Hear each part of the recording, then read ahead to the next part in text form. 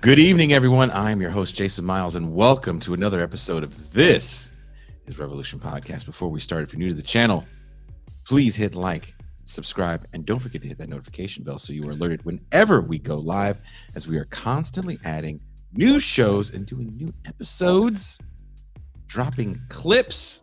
Yes, back to cutting clips from shows. Those are up. Last night, we had another episode of Pascal Robert's Mau Mau Hour. Last week, we did movie night last Friday where we talked about Pump Up the Volume. We watched Pump Up the Volume and we had a very fun discussion of it afterwards. If you want to be in the live audience for movie night, if you want to be part of the live audience for the Pascal Robert Mau Mau Hour, there's only one way: become a patron for as little as $3 a month or $30 for the year. It can all be yours. We're already in talks for another movie night. Actually, friend of show and my former neighbor Ben Burgess is in town. He walked out for a bit as he's writing something for everyone's favorite magazine to complain about, Jacobin. But we're working on a whole new channel, doing something totally different. We'll be reviewing movies that Ben did not see, as he did not grow up with a television. And whenever I bring up a movie, it's like, nope, never saw it. So while he was living here, we would go back and watch a lot of these films, and we're going to do kind of a movie review show, a little more scripted, where we do that. So we're getting ready to do that. That's going to be fun. We're still going to the Champagne Room tonight, where we will be doing one of my more favorite segments, Body Jacking with Pascal Robert. Oh, I can see him in the virtual green room. He looks a little nervous, but you know it's a good time when I get to play DJ. Pascal gets to jack his body. Speaking of the body jacker, the Jack Master, as some of you guys call him, the man of the Mau Mau Hour. Please welcome my co-host, my homie, my dog, the Pascal Robert. Peace and greetings to the audience. Peace and greetings, Jason Miles. Peace and greetings to all. Are you ready to jack your body? Jack your body, jack your body, jack your body. Do. Are you ready to go down memory jack lane? If you got some good music, you might be allowed. Yeah. It's always a good time for Body Jack Thursday. Speaking of jacking one's body, she is the faceless voice of reason on this show. Please welcome Into Son.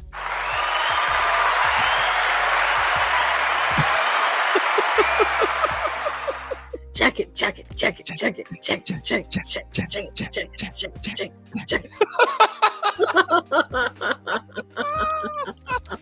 I'm always afraid of what kind of image M. Tucson is doing behind the scene. What she's saying, she's jacking in a whole different kind of way with a different connotation. She's like, jack it. Whoa.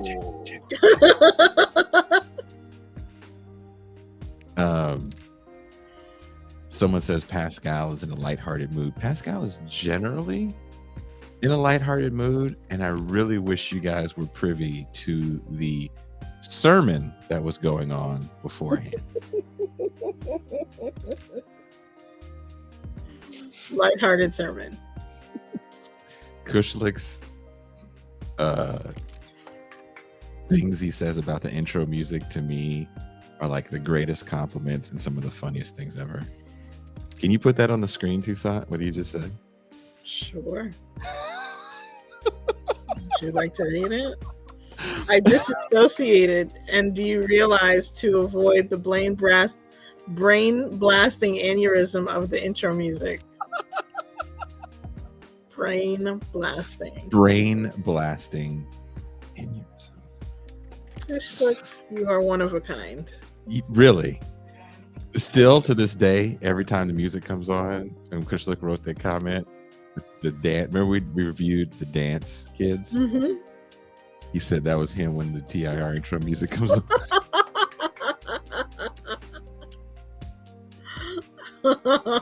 Good. That's still one of my favorite videos. If you guys haven't seen it and you want to see a more serious video here on TIR, please watch the clip of Toussaint and I breaking down the junior high dance competition at some school in somewhere in America. We never found out where that place was, right? Somewhere in America. No, we never found out. It could have been in France for all we know. Kushlik is partial to Bulgarian folk. Well, Kushlik actually likes it when we play house music. Did you know that? He does? Yeah. Kushlik is cool. a house music fan. So because it's Body Jack Thursday and Pascal is going to jack his butt, he cannot help it. He's had a very stressful week. And it's time to unwind with a little look at him. He's trying to hold it in. Hold in the jacket. He can't hold in the jacket. Shout out to Bertram Cooper, who was on MSNBC today. How's today? Yeah, well, they were pushing it back. Originally, he was supposed to be on the day he came on the show. Yes. So, we're not going to get into a long conversation about the affirmative action decision since we literally did a show. Was that 2 weeks ago, Toussaint? It wasn't 2 week. Just last week? Last week. That was Yeah. this week. That was early this week. Time moves so crazy. It does. But yeah, we did it affirmative before the ruling even came down. That's right. A very good show. Came show. out today, and they had him on today. They had him on today. Yeah, the ruling came down today, and they had him on today, and he did a great job. Doing TV is very different than doing a podcast. You don't have anytime. It's very quick. There is no, even doing like the Majority Report is uncomfortable for me because you're just on. There's we no. all know Jason likes to spread out. Take his time. Take your time. The better part of an hour. Jack his body a little bit. Check it. A little bit. A little bit. But yeah. When you get on some of these shows, what is the worst show you go on, Pascal, where you get no prep time whatsoever? They just go. Oh man. That has to be cable news, man. That has to be any cable news network. Yeah. Cable news is the worst. I've never done cable news. I did TYT, and that's my favorite comment section of all time. Yeah, boy. Yeah, boy. The TYT comment section is a magical thing. Truly.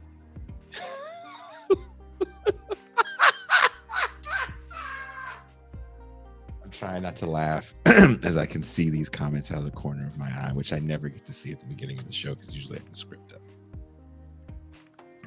And they're pretty funny. Toussaint, we need to do a contest.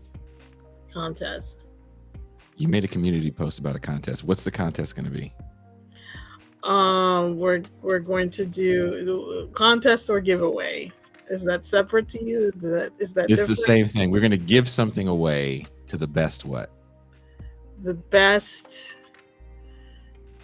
The best comment about Jason's fashion sense. Because that used to be me. Well, I came up with the taco meat. Of course, you provided the taco meat. I did. I provided all the taco meat today. Yes, you did. This is what I get for watching all these 70s movies. Yep. This is what we all get.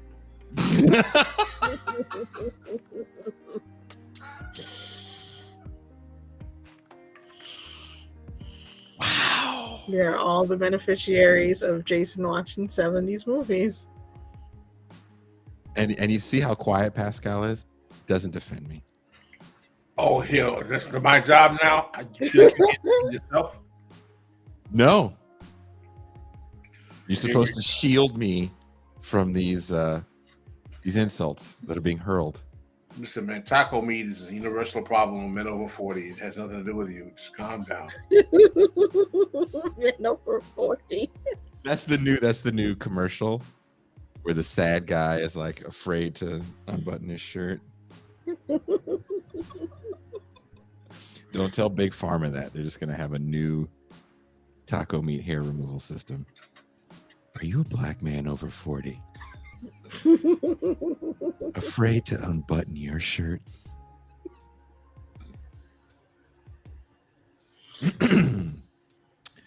But speaking of movies in the 70s, I rewatched a movie in the 70s, from 79. I rewatched the original Mad Max.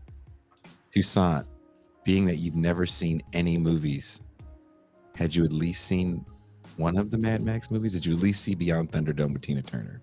I did. Okay, so you know who the character is. I've probably seen all of them. I don't believe that. I've probably seen all of them. Pascal, you've seen the Mad Max movies. Yes. What is your take on the Mad Max movies?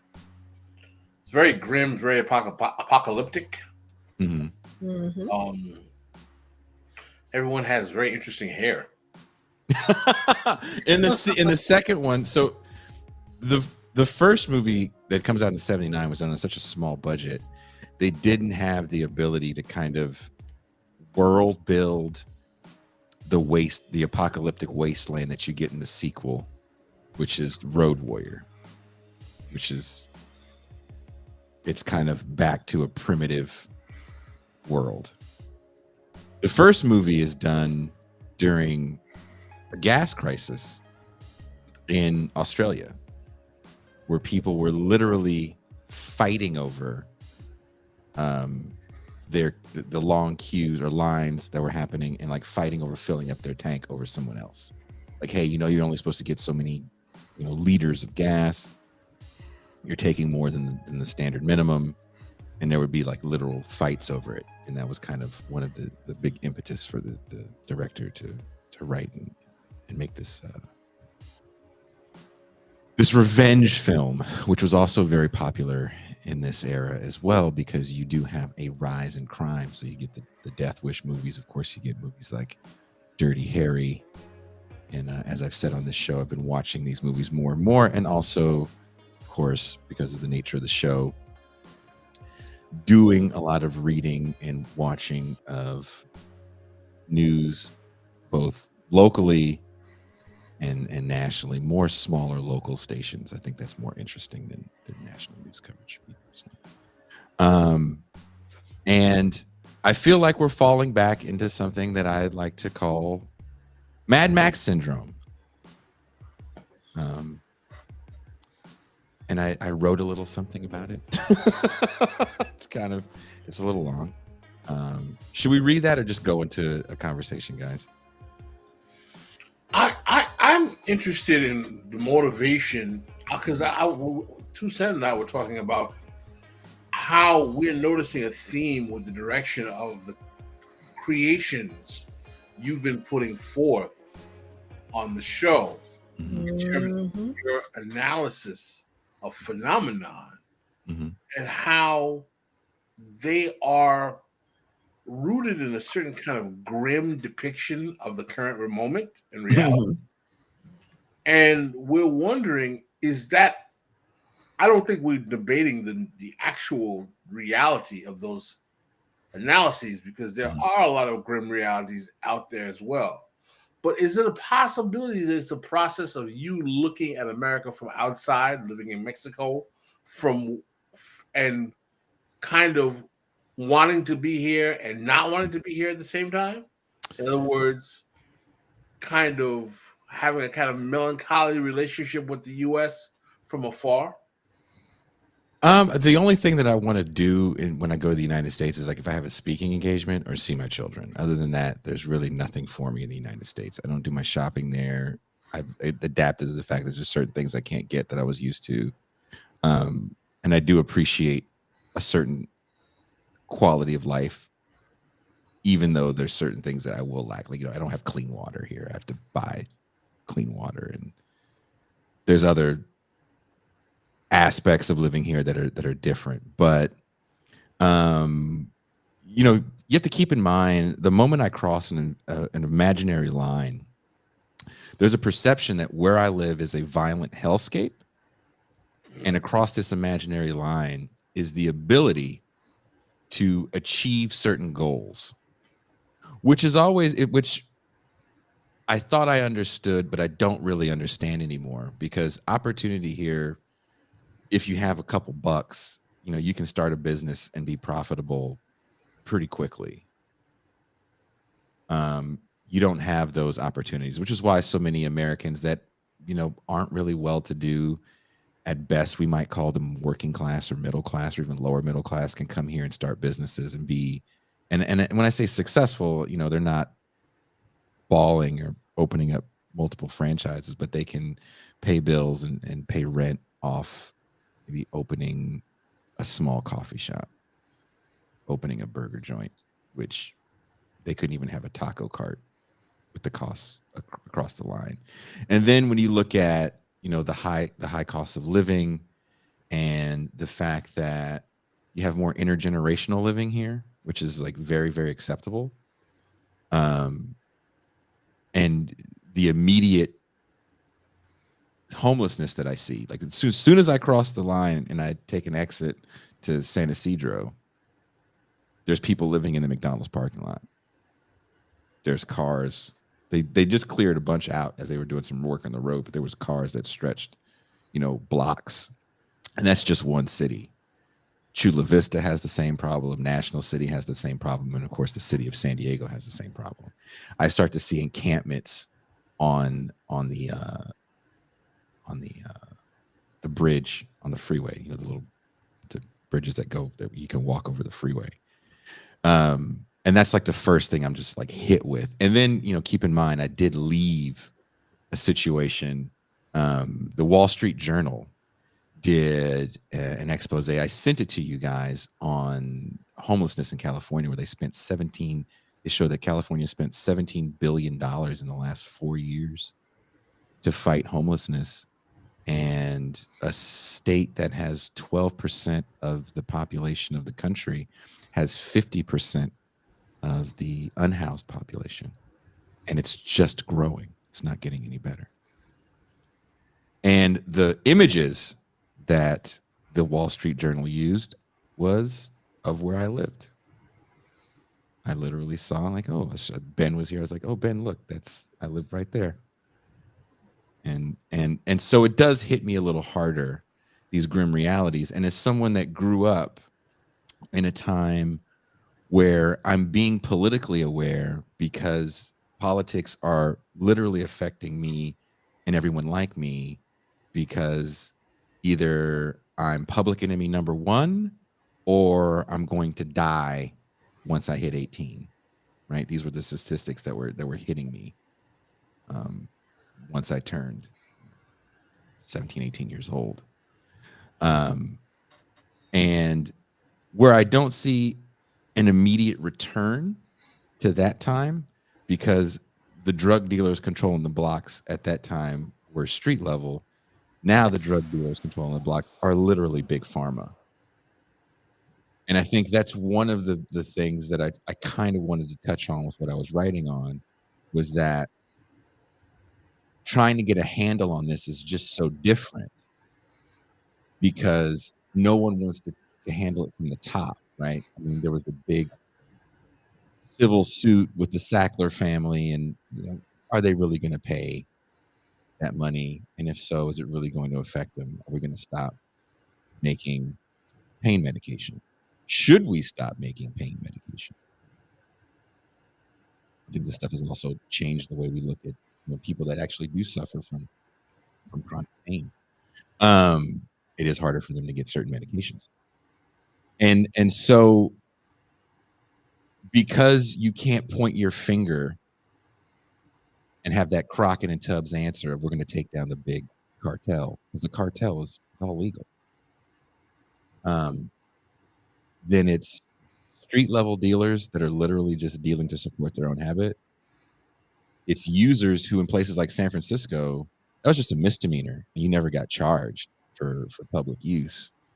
And in San Francisco, just recently in the last month, the Mayor London Breed's solution to this problem that, a lot of people were calling for tougher sentences. And now that Chesa Boudin is gone too, out of the DA's office, they brought the California Highway Patrol in to arrest more people for public use of narcotics. And that's a solution for a lot of people. And another solution for people is, well, let's just give them what they want and put big walls up so no one can see it. And then that'll be okay. But the solutions are very similar to the solutions that we would see in these movies, where you have lawless hordes of people running amok. And in the first Mad Max, again, it's a little different because it's not placed in such a science fiction-y, cyberpunk looking distant future. There is no time of when it doesn't say like this is this many years and there was this great war. It's just kind of like this is in the not so distant future. And one of the themes in the movie is that Mel Gibson's character doesn't feel like he's a hero because he understands that the people that he's protecting kind of become collateral damage to catch the bad guys. And there's an exchange he has with his captain where he's like, the only thing separating me from the bad guys is badge. And his captain's like, well, people need heroes. And I have a problem with that as well, because I do feel like people need heroes. And I don't say that because I think they need them. I feel like that's the way people feel. Last year I did a whole video essay on the fact that people feel the need for heroes. The way many people present electoral politics and take it in is good guys and bad guys. And this person is the right person for the job because they're going to save me from myself. And there's such a massive disconnect to any sort of like conversation about the consequences, and every hashtag is the end all be all solution for everything. So 3 years ago, when every city is on fire because people are mad about being inside, this really, really racist dude in the White House, people dying from a pandemic, nobody can get out of their house, people are afraid of what's going to happen afterwards. We just don't know. It was such a frightening time of I don't know, right? And then you keep seeing these police murders or vigilante killings. And there's only so much you can take. It wasn't like before this happened, we weren't seeing this ad nauseum. And it just became the running story. So after George Floyd and all the protests, then every news story was about a cop overreaching. So every solution was, if we stop police overreach, then we can kind of solve the problems of poverty. We never have like serious class analyses. In rereading Cedric Johnson's book,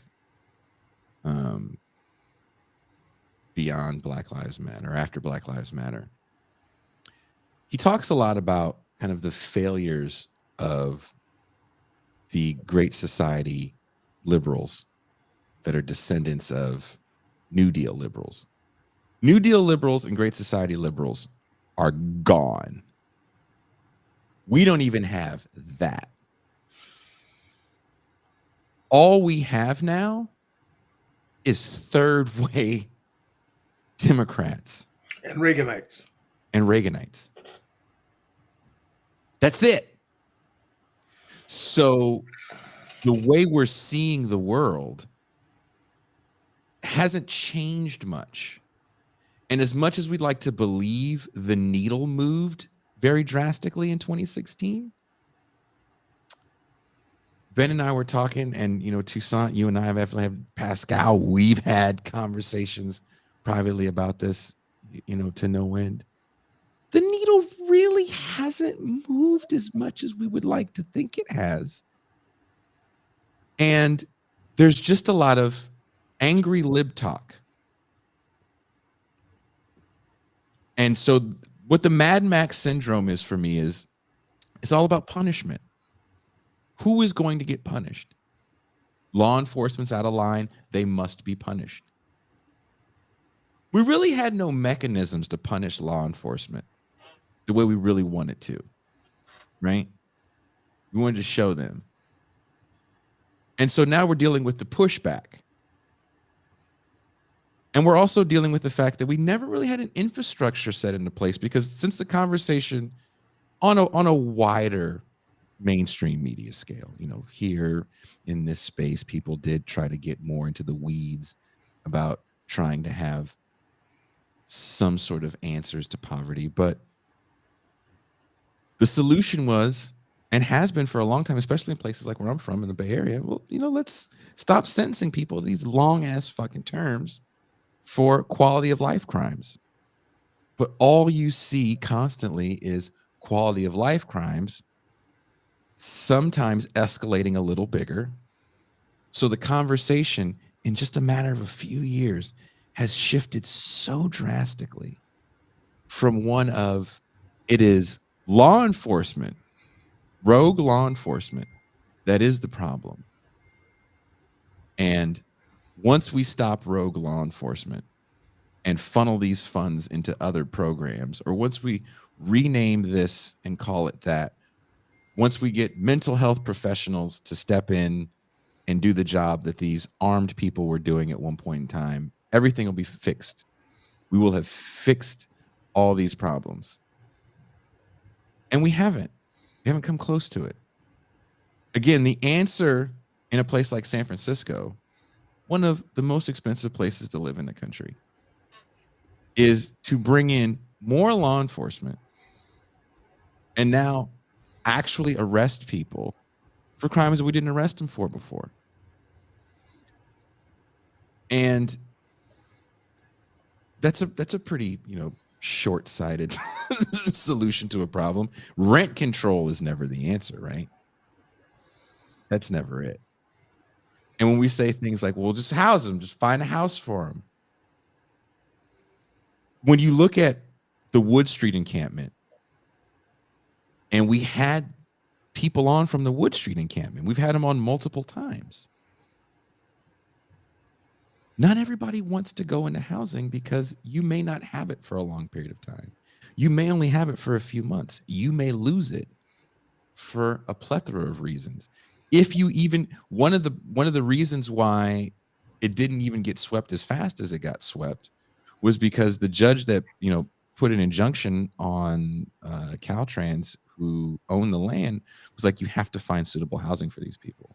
At the time, the city of Oakland said, we only have 40 beds available. And the judge was like, well, you better figure something out. And they didn't even have the manpower to have resource people out there to try to help people get housing. And only a small amount of people actually wanted housing. Housing comes with rules. Not everybody wants rules. There's something to be said about paying rent and having, just kind of the basic rules, right? You have a little rent. I don't know what you guys' rental agreement looks like. Again, I live next door to my landlord, and I don't even sign rental agreements anymore. She just walks over and says, are you staying? And I say, yes. She goes, all right, we're good. But we did have a little 1-page rental agreement. There's like these little rules on there, right? But when you have housing that's subsidized by municipality, there's all kinds of rules. And it's really easy to lose them. And also keep in mind, if you haven't had your own place for a while, you probably don't know how to just navigate paying a bill. Sometimes there's bills you have to pay. Sometimes, not all the time. Sometimes you have to live with people You may not have had to live with people in that kind of setting in some time. You may be handicapped. You may need certain services that just aren't provided. And I'm not saying that housing shouldn't be given because of these reasons. I'm saying that it's just more complicated. And sometimes people feel like, it's just easier to stay here. So not everybody even got housed. So you have a series of people just kind of moving around from street to street to street to street to street. The reason why people went to Wood Street in the first place was because it was quiet. And when I say quiet, I mean police weren't going to mess with you there. Did people get murdered down there? Oh, of course. Did cats find dead bodies down there? Of course. Did crazy criminal activity go on out there? Of course. I've seen some things. I was like, I can't believe I saw a human run over another human with a vehicle like that and not stop. Jesus Christ.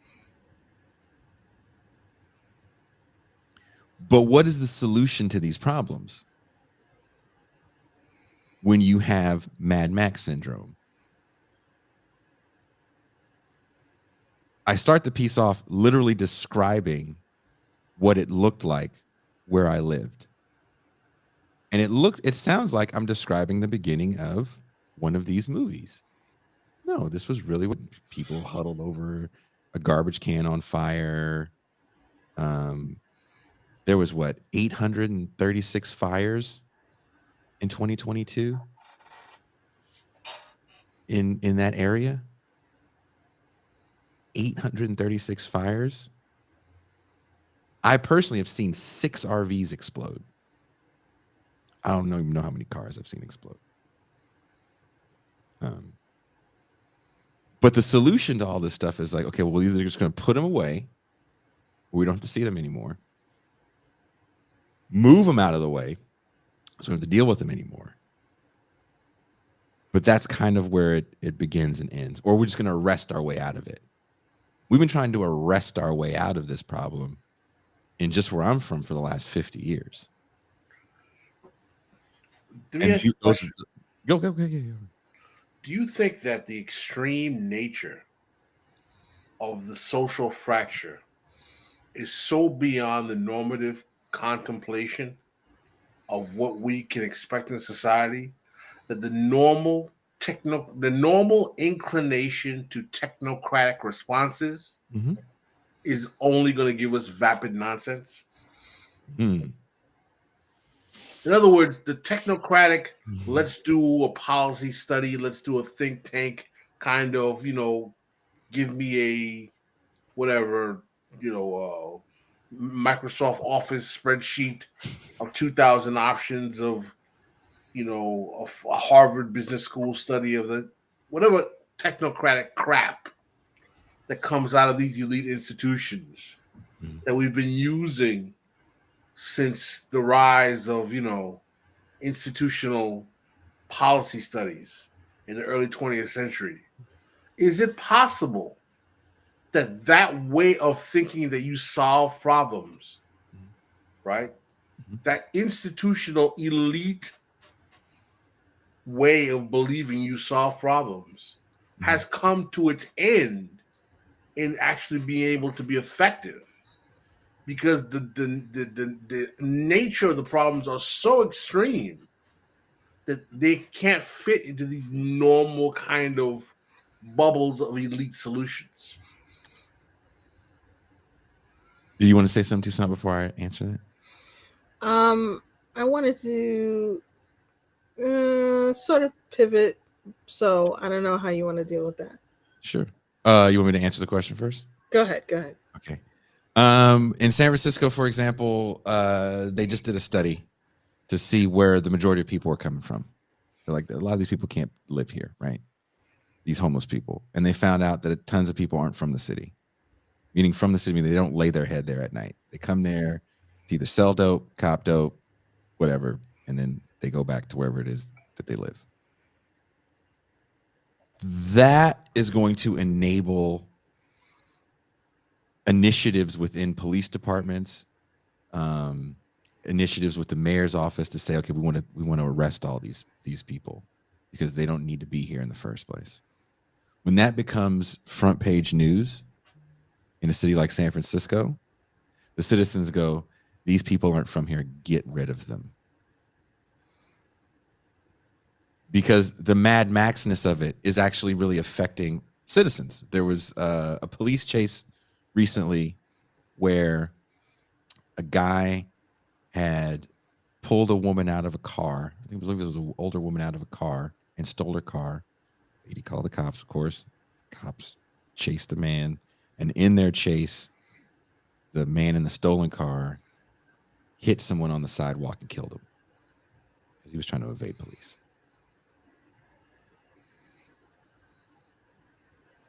The technocratic solution says, well, that guy's not from here. Ergo, we need tougher sentences to put these people away, because that becomes the response of the voting public, which means a lot, right? We're talking about people that do donate to parties, to candidates. And that matters, listening to these people. Tucson, did you want to pivot? Sure. Well, I just wanted to address the idea that you chose to call it a syndrome, which I'm not entirely sure why you did that, but it's apt. Syndrome is a constellation of symptoms. So it's not a disease on its own. It's a bunch of symptoms. And I think, to Pascal's point, the technocratic solutions are not working on the individual symptoms. We need something more systemic. We can't think that way because part of the syndrome is, first and foremost, people believe we just arrived here quickly. Right? and it didn't. It took years to get here. And there were failures along the way. And we never acknowledge those failures. And sometimes maybe the way we look back is flawed at what caused what. And you brought this up a few weeks ago on a show, that you felt that there's people, especially in places like New York, and you and Pascal grew up in a very different New York than the one that exists right now, pre-Giuliani New York, where people are afraid of that time. Rewatching some of these silly movies like Death Wish 3. Every movie goes from New York, LA, New York, LA, New York, LA, if you want to know. Death Wish 3 goes back to this New York that is just cartoonish. But New York was still violent at this time. This is pre-Giuliani New York. This is Bernard Goetz New York. Right? And this is a time where people are literally frightened of beautiful places like Central Park. You have back-to-back high-profile murders in Central Park, or you have assaults. You have a murder with the preppy murderer. That was a huge high-profile case. And then you have the Central Park 5 and an extremely brutal rape that, of course, those kids didn't do. And shout out to one of them is up for winning a city council seat. Oh, wow. So shout out. So this is a frightening time for New York. You have a lot of ethnic violence going on at the same time. Pre-Giuliani New York is a different place. I mean, Pascal, do you want to get into pre-Giuliani New York? It's a rough town, man. Ed Koch, New York City, racially balkanized, a lot of ethnic tension, a very divided town. The city is still actually recalibrating from the economic losses of the 70s. Now, that didn't happen overnight, correct? No. Ford to New York City, drop dead. Drop Right. dead. So, but we like to think that these things happen overnight. So the solutions have to be overnight. And then we're talking like in the mid 80s. And we did a show called Is Hip Hop Revolutionary? Boy, oh boy, did we get some great comments on that one. But to the idea that some of these things are revolutionary, the people that I know in that genre loved Giuliani. Pascal, I'm sure you know people probably in your family that loved Giuliani because he did what? He cleaned up the city. Yeah. He cleaned up Times Square. He gave Times Square to Disney. Now it is a place for children, not just prostitutes, serial killers, and ne'er-do-wells, right? That's right. That's right. So people that I love wax very poetic about the Giuliani change of New York City. That came at a price. Stop and frisk. Right. Stop and frisk is back. And no one's really complaining that much.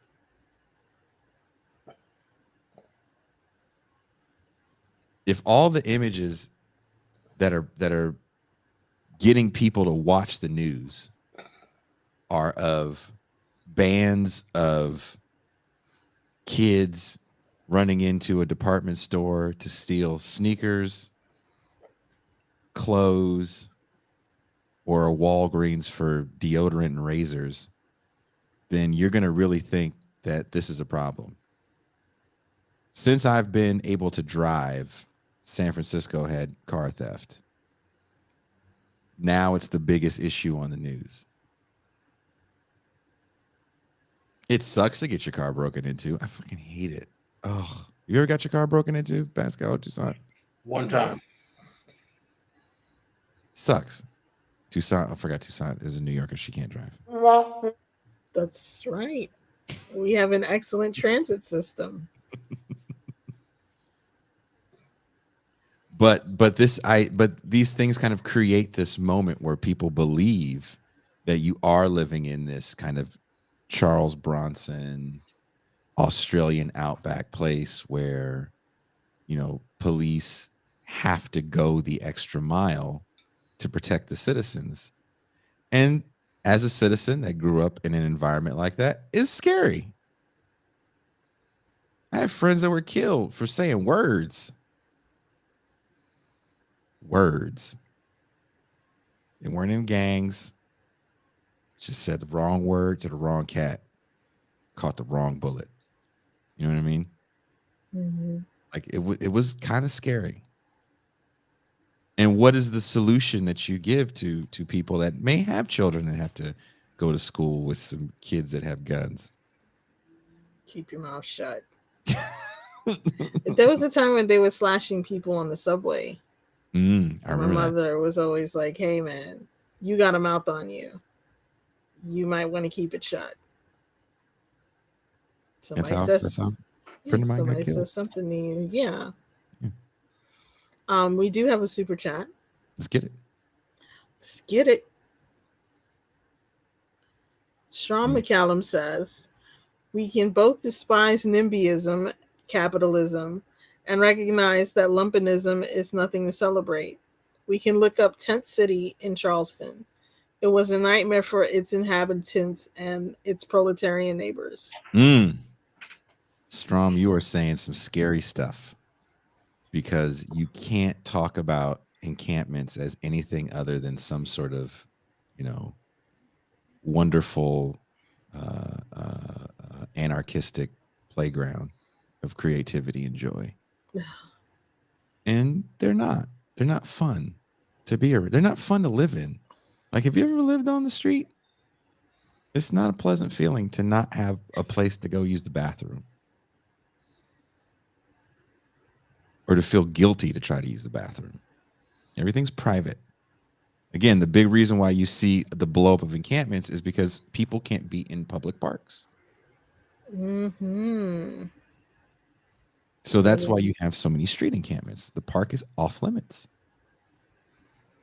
And when you do have people in public parks, you have to start asking yourself a question. What do we want out of our public spaces? And what is humane? And these are uncomfortable questions to ask because they may not fall in line with liberal orthodoxy. I'm not going to say left. It's not a left position. It's a very liberal position.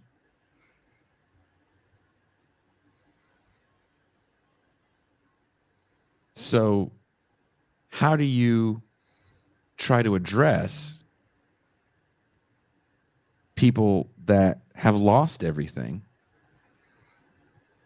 but yet and still say, maybe I don't want you shooting up where my kid plays on the slide or wants to roll around on the grass and you just throw needles around?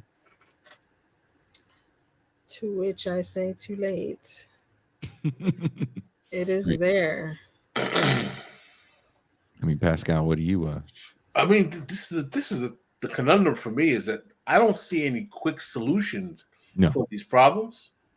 I don't see any simple answers, and I see the worst inclinations coming from the way we frame policy today, which is just lock them up, put them away, you know, or sometimes throw money at it, or even not throw money at it, or act like you're throwing money at it when you're really not. So again, I wish we had more humane policy creators who are more creative as well that can come to solutions to these problems. Because I don't see the normal status quo institutions that have been charged to address our ills being capable of doing so, because I believe that our institutions are in a state of decline. Here's my response to that. These problems didn't happen overnight, and the solution doesn't happen overnight, and the solution may not happen within an election cycle. So the solutions, beyond just being technocratic, have to give a veneer of sensitivity and also tough on crime. Because that's what the citizens want. Your voting base wants you to be tough on the people that did the bad thing. This is all moralizing bullshit, right? Be tough on that. I didn't rob anybody. I didn't steal shoes. I didn't do these things. I don't do drugs. Be tough on those people. But still be somewhat humane, right? We want it all. But the reality is, let's just use a hotel, for example. Let's say you have a bunch of homeless people living in a park. And nearby said park, you have a motel that may be on hard times. And you say, we have the budget. Let's buy this motel and we'll turn it into housing. People can have individual rooms. You're going to get them out of the park. But whatever was in the park is now in the motel. Right?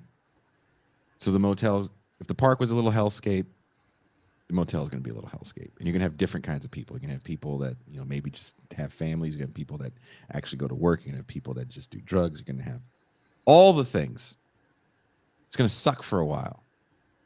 It's probably going to take you quite a few years to figure out what works exactly. It's probably going to be a hard thing to keep funded. But everybody has to be on board. The citizens have to understand that this park didn't happen this way overnight. These people didn't come here overnight. This is years of policies that have, you know, punished people maybe unjustly for crimes, especially drug crimes. Now we're starting to punish. We want to punish people again for like petty theft, where we stop doing that. It is very, very hard to go from being incarcerated back into the world without support. Do you know how many people don't have families looking for them when they get out? Mm-hmm. It is very, very hard to go back into the world. We have to be prepared to try to start building a world that's more accepting of these people that are, that are probably filling the park. We have to figure out how we're going to fund services for people in this hotel or motel.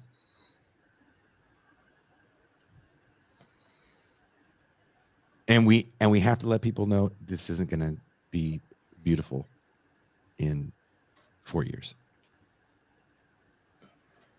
It may take 8 years just to have this place running the way we want it to run, because some things may not work. No politician is having that conversation. Not near one. I don't even think we have a body politic who's willing to accept that. No. But that's really how the conversation has to start. It's going to take some time. It is going to get ugly. Because what happens, right? You move the people into the hotel, and again, whatever was going on in the park goes on in the hotel. In San Francisco, and I speak about this so much because I'm from the Bay Area, so for people who are watching the show that don't know. There was a woman that infested a building with rats. She definitely was not all there and infested a building with rats. And she got moved to another building, did the same thing again. It's just a problem. How do you want to deal with this woman? She cannot live totally alone. But this is a throwaway population for lawmakers. And that's a really hard thing to swallow. Because everything I'm talking about right now is kind of what Bertram talks about. This is the poor.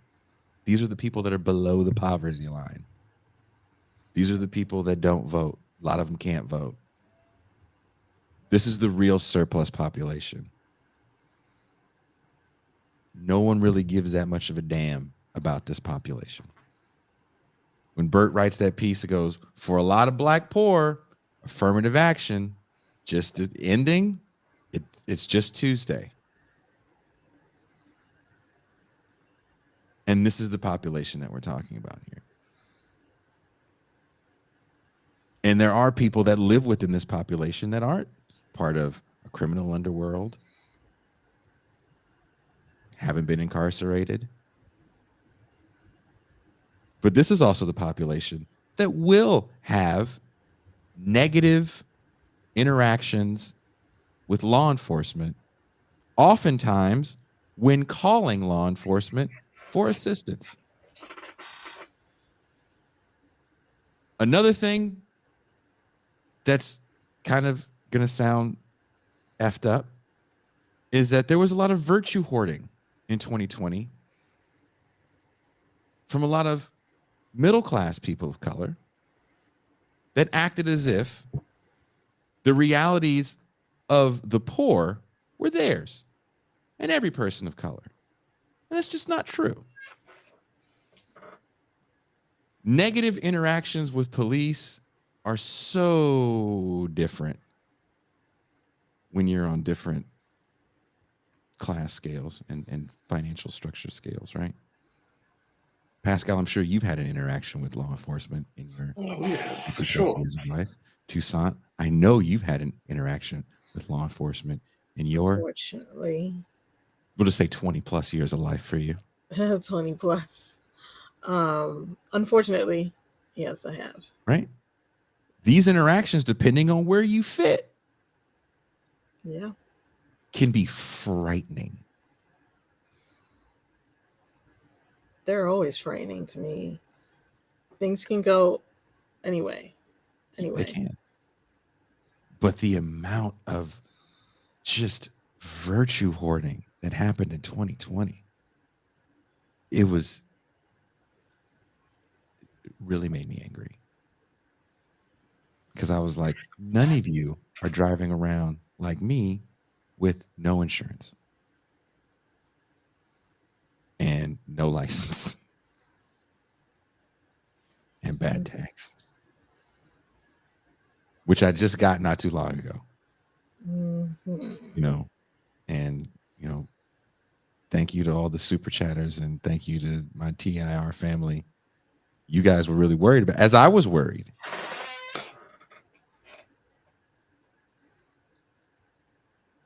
I don't drive a nice car. My car is very obviously from far away a bucket.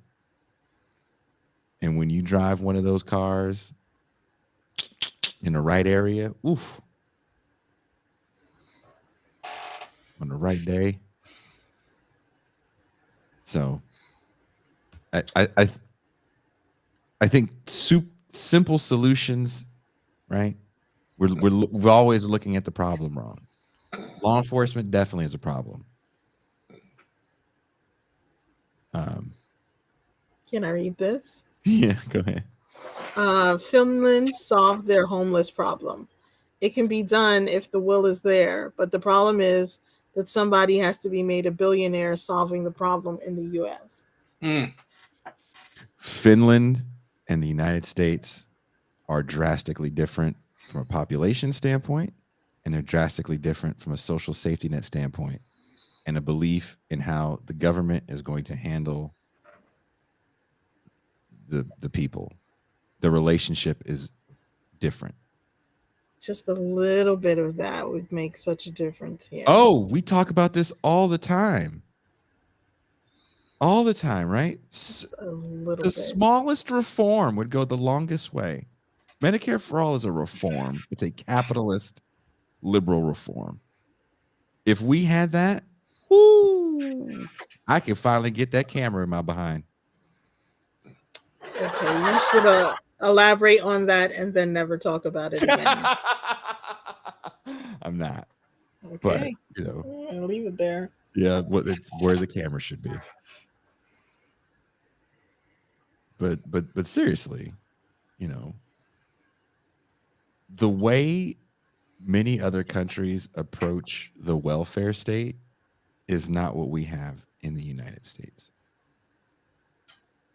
And a billionaire would really only do so much. Again, $17 billion was thrown at housing in just California alone.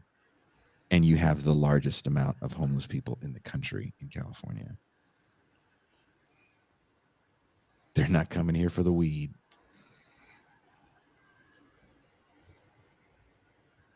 So I'm not trying to poo-poo. So I apologize if it sounds like I'm trying to poo-poo that idea. It's just realistically, you can't look at the Scandinavian countries and say, well, if we just acted more like that, everything would be fine. If there was just the political will. That goes back into the syndrome. Right. If someone just had the will to save us, it's not about individual will. It's about group understanding of societal failures. Individual will not fix this. There's never going to be a politician that's going to wake up one morning and say, I have to do this for the people.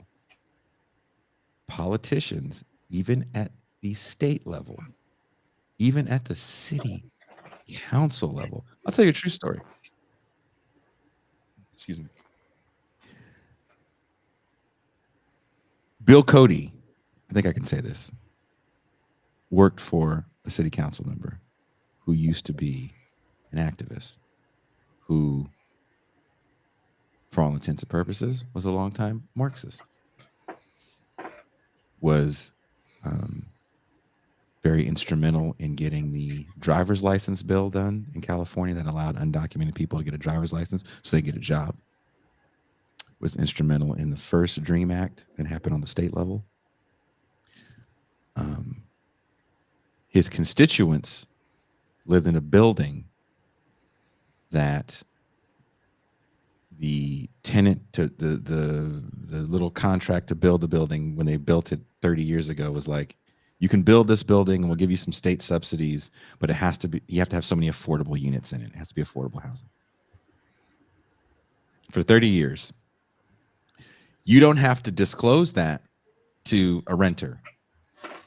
I don't know too many people that want to see, well, how'd you build this place 30 years ago on the rental agreement, especially in an environment where it's just so hard to find housing, period. And we're talking about affordable housing. So you're talking about people that probably have vouchers and they're just happy that anyone's accepting a voucher, right? So one day, landlord goes, or owner of the building goes, all right, our 30 years are up. Let's raise the rents to market. Little old ladies living on Social Security get their rent bill. It's now $1,000 higher. They get upset. They actually formed a tenants union. Brought it to the city council member who was Gil, longtime activist. He knows he's on his way out. And it suggested to him, just ignore it, it'll go away.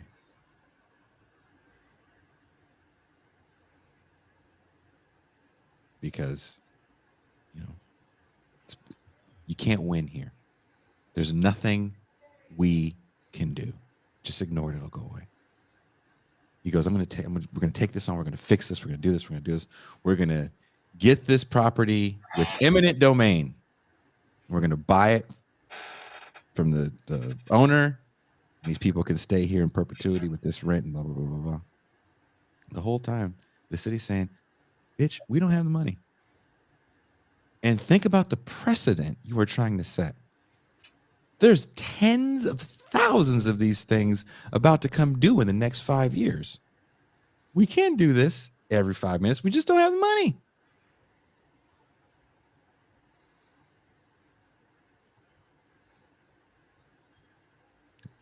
Does it anyway.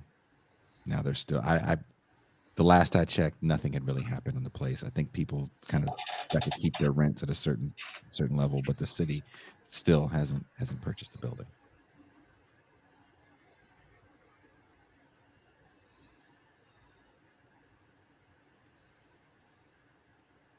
That's a man, sheer force of will, trying to stay true to his to who he feels he is, as someone that listens to and fights for the people. Literally just couldn't do it. He couldn't do anything.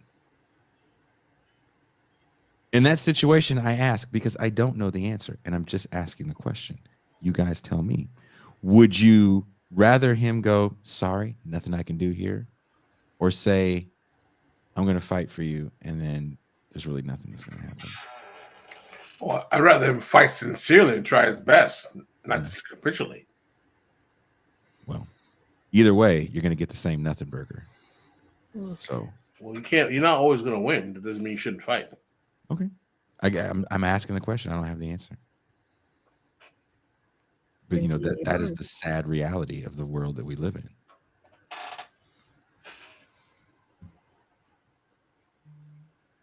Kush looks at this is why I'm a bit of a Maoist. I feel you on that. I think some of the guys on this show have a little bit of Maoist in them. Maoist in the room. Maoist in the room. Maoist in the room. Maoist in the room. I haven't heard that one in a while. That's right.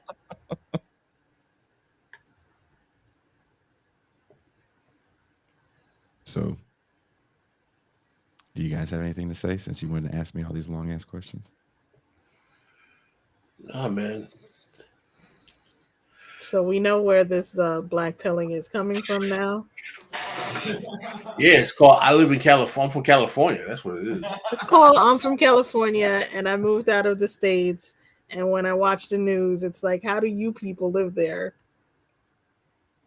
I lived in it, man. I lived in the bottom of that trash bin for a long time. And saw how people treat people that live in the bottom of that trash bin. And it is, I don't even have the word. I don't have the vocabulary to say how it feels to have people feel very comfortable dumping trash on your street daily. Yeah. So Dr. Claus says jabronis say California is communist. Like, I don't know where that's coming from. Take them to Orange County. Take them there for 5 minutes. Tell them jabronis be on Fugazis. Tell them that California gave you Ronald Reagan and Richard Nixon. Word. Tell them California gave you the welfare queen and welfare reform. So that's the California that I know. Steve, just so you know, Jason said that you're probably light skinned with freckles. I don't know why he said that or how he would know, but that's what he said, Steve.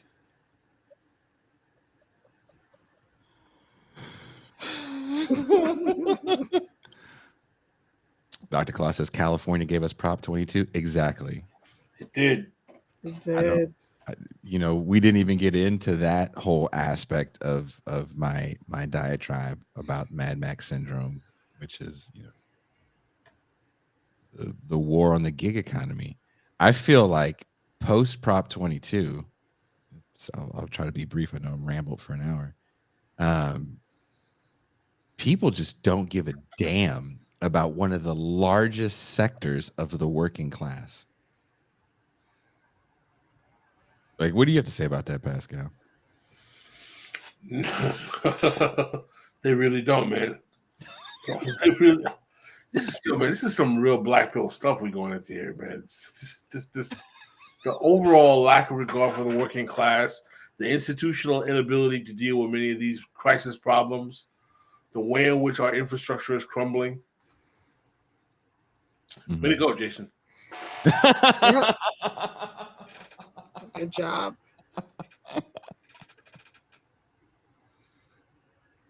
I appreciate what Gil tried to do in helping those people. As someone says, it is the right thing to do. That's why he got into politics.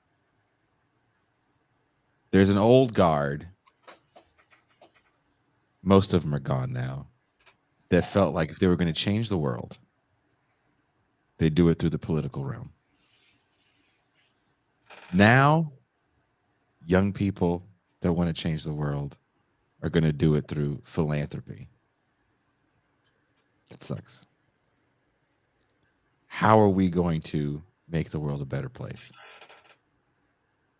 I think we all try in some capacity.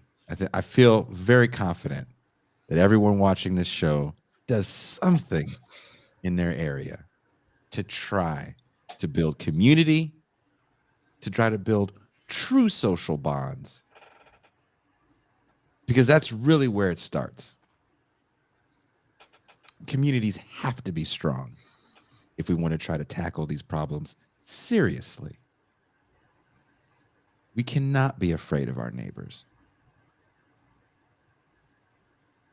We have to be able to form these bonds, build this cadre, so we can say, no, we don't want to just have a titular role on some sort of city council where we really have no say in controlling law enforcement. We want to really have a say in controlling law enforcement. We want to have a say in the training. We don't want cops living an hour outside of the city.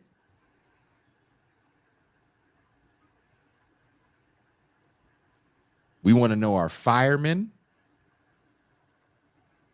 We don't want to give subsidies to Walmart and Target. So the moment that they've soaked up all the money they can leave and leave a ghost town. Has anybody watching this show ever seen a place where a Walmart's left? In Oakland, where Walmart left, that's where it's a hell zone over there.